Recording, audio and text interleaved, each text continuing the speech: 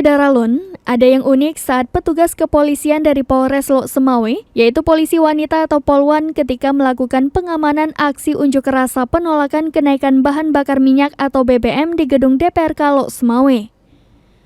Para pendemo yang terlihat lelah karena terik matahari, para Polwan yang bertugas sebagai negosiator itu langsung memberi air mineral ke pendemo untuk mencegah terjadinya hal-hal yang tidak diinginkan.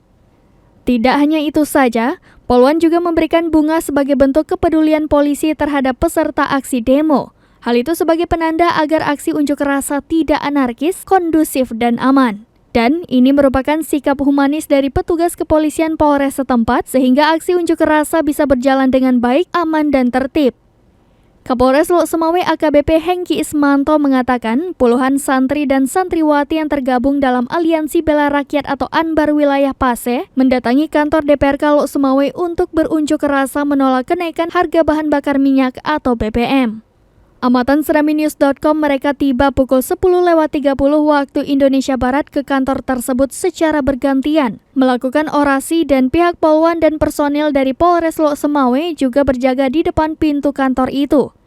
Selain itu ada beberapa personil dari Pol PP yang ikut membantu mengamankan aksi tersebut. Kapolres menambahkan, para peserta aksi unjuk rasa diterima oleh Ketua DPRK Lok Semawe Ismail Amanaf beserta anggota Dewan lainnya. Dalam hal ini, Ketua DPRK sepakat dan menampung semua aspirasi rakyat menolak kenaikan BBM.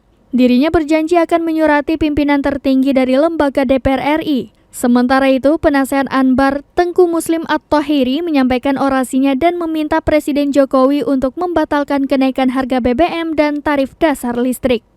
Dari Lok Semawe, Zaki Mubarak, Serambi On TV. Negalen rakyat sudah sangat menderita. Jangankan untuk aktivitas yang menelan biaya besar, untuk aksi lagi yang rupa kadang-kadang hana lingan bohmia.